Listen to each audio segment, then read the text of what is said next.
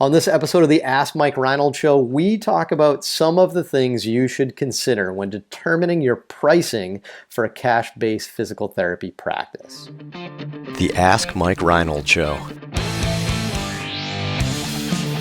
Helping people feel better, move better, and perform better.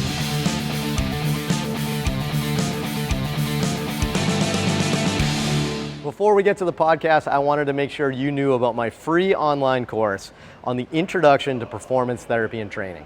If you want to learn how to get started optimizing and enhancing performance, this is the course for you. Head to mikereinold.com/performance to sign up today. Welcome back, everybody, to the latest episode of our self-quarantined podcast of the Ask Mike Reinold Show, coming from home and Champion PT and Performance up in Boston, Massachusetts. We are again trying to continue through these times, sharing our knowledge, helping some people with advice, and answering some of your questions. So if you have anything like this, head to mikereinold.com and click on that podcast link, and there's a form you can fill out to ask questions. So I am joined today by our team of physical therapists at Champion. We're going to go in a different order right now. Let's try this one here. So Dan Pope, what's up, Dan? Mike. How's it going? Lenny Macrino, way down on the bottom. What's up, Len? Hey. Mike Scudetto, hey boy, how you doing? Hi. Good. And Lisa Russell joining us today. What's up? Yeah, we're the easiest one. Hey, let's try this, right? Let's try this. I think that worked. That was pretty cool. Dan and I can high five like this up in the corner if you go with your left hand. Nice. Awesome. Well, we are enjoying this experience. Hopefully you guys are too. I have another great question. I'm going to be the student today because our students are still home right now. But let's see. The question from today, we have Courtney from Alabama. Roll Tide. Yeah, that's right. I was waiting for that. There we go. Hoo-wee. Let's go, Courtney. Courtney is a physical therapist of over 10 years with a high clientele of athletes. I recently partnered with a strength and conditioning coach to provide treatment and training under the same roof. Awesome. That's pretty cool. I've struggled with insurance contracts and reimbursement rates. Therefore, becoming cash-based will be my goal in the next month. What influenced your decision on your pricing and packages to charge your clientele? I like that. That's pretty good. You know, the funny thing, Courtney, too, if I remember, Lenny, you might remember this. We both worked in Alabama. Your reimbursement rates in Alabama are pretty good, right? Yeah, they're really good. Yeah, like really good. How much are you planning on charging? So that might be part of our discussion in there, though. Do you remember off the top of your head, Len, what the average reimbursement rates in Alabama were?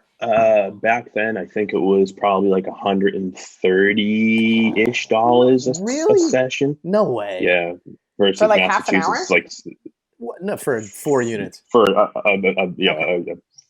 to 6 units actually, probably more than that. What- Billing. So that's But- interesting, though. Wait, so some of the insurance contracts would take 6 units. Is that a thing? Oh yeah. Not anymore.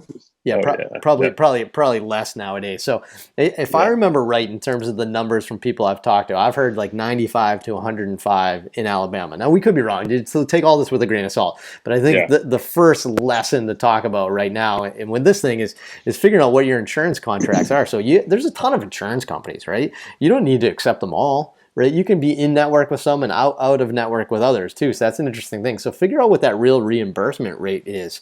For us in Massachusetts, I don't even remember now, Len. I think it was maybe $70, maybe 75 tops. I think at the most it was like 70, 75. And we have friends like New York, they're in like the 50s maybe, and sure, there's like loopholes and ways to try to get around this, but none of us want to go through that process. So, I think the way to answer your first question about, what made us go cash based was, we've talked about this a lot on the podcast, but we went cash based because this is how we want to treat. We don't want to have to justify what we're doing to an insurance company. We want to be able to provide the services we want, and holistically and total body, and we want to be able to pivot to, hell, they're having back pain today, let's pivot a little bit, right? We didn't want to have those restrictions. I wouldn't say finances was the number one thing. And I'll be honest with you, let's say you're making $75 a visit, which I actually think is probably not an unusual price nowadays, although I could be wrong. So if I'm wrong, ignore this, right? But if you just put 2 people an hour, which is low, 2 people an hour, and you're getting reimbursed $75, that's $150 an hour.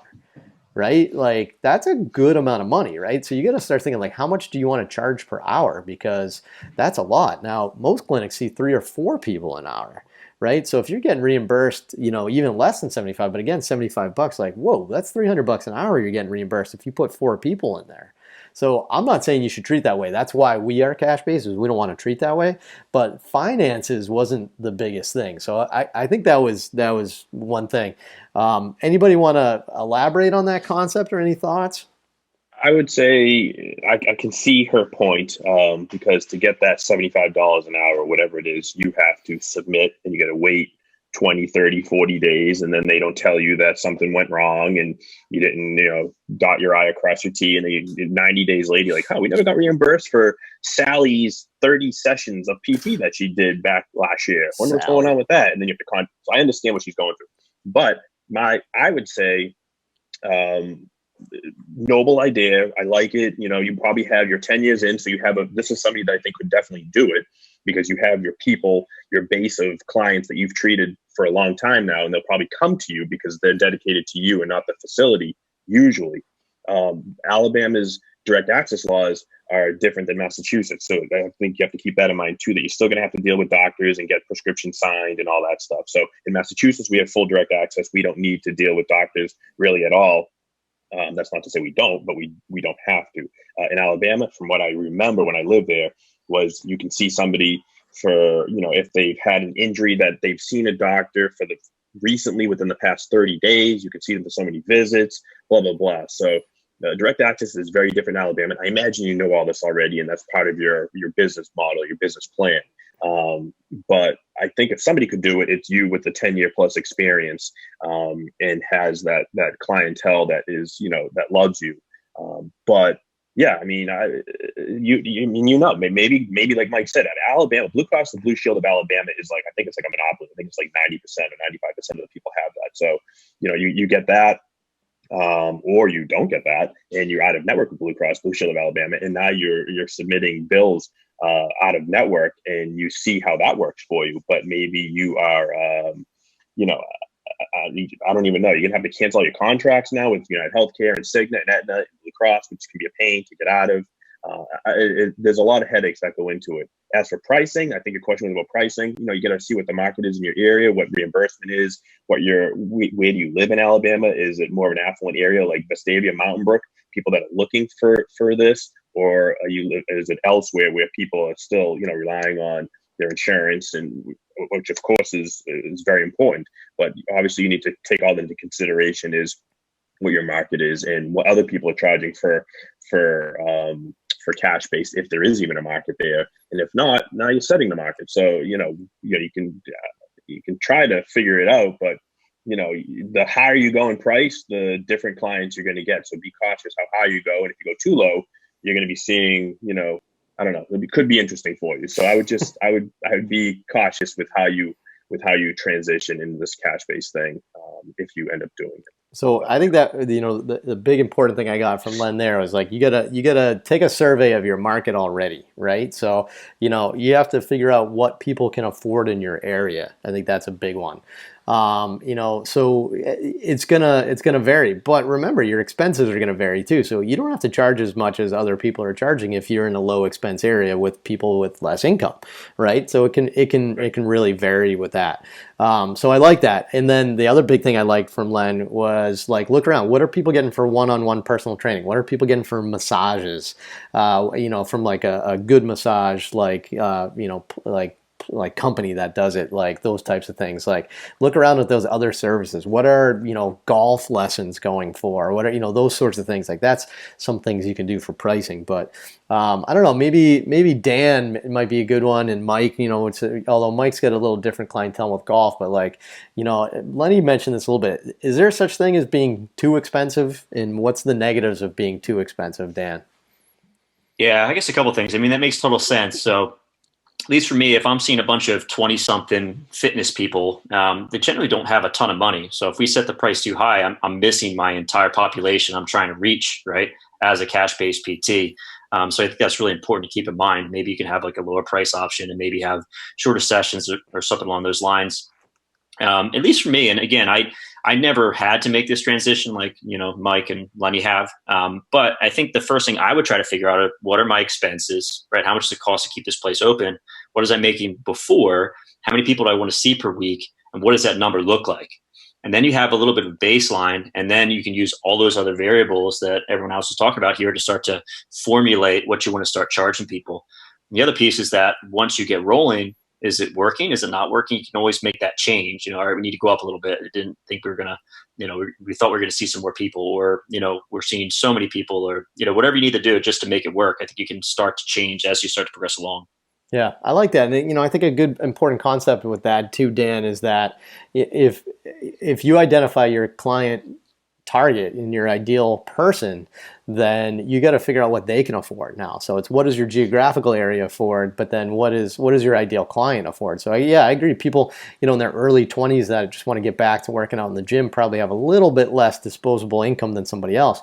But maybe you said you worked with athletes. Maybe you work with a lot of high school athletes, and their parents will pay anything to get them back on the field, especially in Alabama, especially if they're football players, right? So like maybe you can charge a little bit higher for that, right? That's a good way of establishing your prices. But yeah, Mike, what do you got?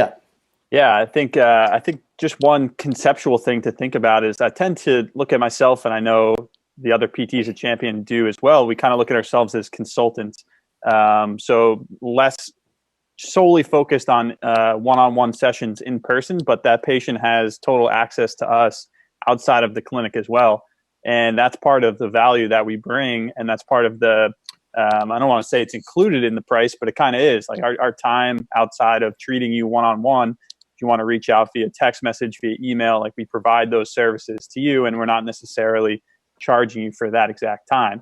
So I think that's a big part of what we offer is consulting outside of one-on-one sessions. And then I think the other thing is you have to be able to work with the patient and determine the plan of care that works best for the patient. It's not necessarily going to be 3 times a week for every patient that comes in.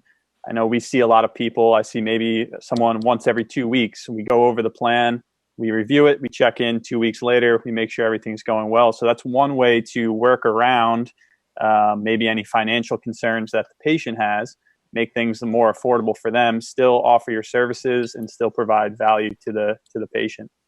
I like it. The only other thing that popped up into my head during all this too is the other thing is try to get a feel for what copays are in your area, maybe. Because if people have like really, really high copays, right? There's like a $50 copay or something like that, then them paying not that much more to get to see you one-on-one is kind of a cool deal too. So something to keep in mind. So I like it. I think like, look, check out your geography, check out the local service providers around you, what they're doing, including like sport lessons and stuff like that. Try to find all those things and then establish your prices. But great ideas from Dan and Mike, if you kind of put those two together, is that like, okay, maybe you're charging, just to make it easy for math, maybe you're charging $100 an hour, but maybe you have a 30-minute session for somebody so that way you can get that price point down, right? Or maybe you have different frequencies where maybe you're like, hey, you know what, I know you need to see me, right? But I know you don't have a ton of disposable income. Let's check in once a week or once every other week and do our best. So you can play with frequency, you can play with the duration of there a little bit